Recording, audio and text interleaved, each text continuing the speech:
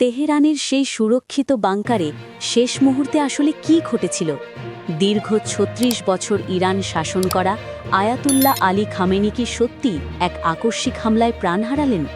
আজ আমরা ভাস করব খামেনির জীবনের সেই শেষ ৩ মিনিটের লোমহর্ষক সত্য। এক ঐতিহাসিক এবং উত্তাল সময়ের সাক্ষী হল মধ্যপ্রাচ্য। দীর্ঘ কয়েক দশক ধরে ইরানের ক্ষমতার কেন্দ্রবিন্দুতে থাকা আয়াতুল্লাহ আলী খামেনি আর নেই। বিশ্ব রাজনীতিতে এক বিশাল শূন্যতা তৈরি করে বিদায় নিয়েছেন ইরানের এই সর্বোচ্চ আধ্যাত্মিক নেতা। কিন্তু মৃত্যুর সেই অন্তিম মুহূর্তে তিনি কোথায় ছিলেন, কি ঘটেছিল সেই সময়?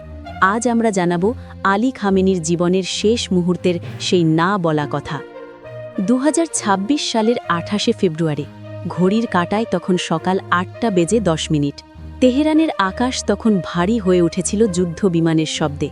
আন্তর্জাতিক সংবাদ মাধ্যম এবং গোয়েন্দা তথ্য অনুযায়ী ইরানের সর্বোচ্চ নেতা আলী খামেনি সেই সময় তেহরানে অবস্থিত তার নিজস্ব সুরক্ষিত কম্পাউন্ড বা বাসভবনেই অবস্থান করছিলেন।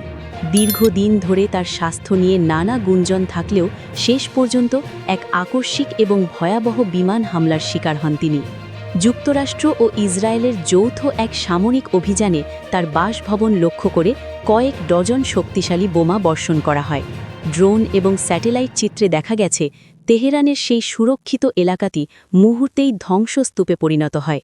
ইরানের রাষ্ট্রীয় টেলিভিশন পরবর্তীতে নিশ্চিত করে যে এই হামলায় ৮৬ বছর বয়সী এই নেতা শাহাদাত বরণ করেছেন। খামেনি যখন তার বাসভবনে অবস্থান করছিলেন তখন তার সাথে পরিবারের সদস্যরাও ছিলেন বলে জানা গেছে। সংবাদ সংস্থাগুলোর দাবি অনুযায়ী এই হামলায় খামেনির মেয়ে, নাতনি এবং জামাতাও প্রাণ হারিয়েছেন। এটি ছিল ইরানের ইতিহাসের সবচেয়ে বড় নিরাপত্তা বিপর্যয়। ঘটনার পরপরই পুরো ইরানে ৪০ দিনের শোক ঘোষণা করা হয়েছে। তেহরানের রাজপথ এখন কান্নায় ভারী, আর অন্যদিকে এই মৃত্যুকে কেন্দ্র করে ঘনিয়ে আসছে এক বিশাল ভূজাতি রাজনৈতিক অস্থিরতা।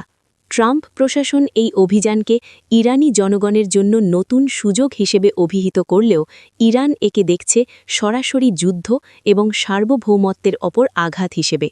১৯৮৯ সাল থেকে ইরানের হাল ধরা এই নেতার প্রস্থান শুধু একটি দেশের অভ্যন্তরে সীমাবদ্ধ নয়, বরং পুরো বিশ্বের সমীকরণ বদলে দেওয়ার নামান্তর।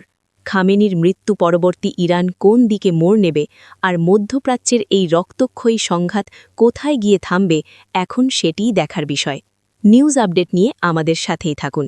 ধন্যবাদ।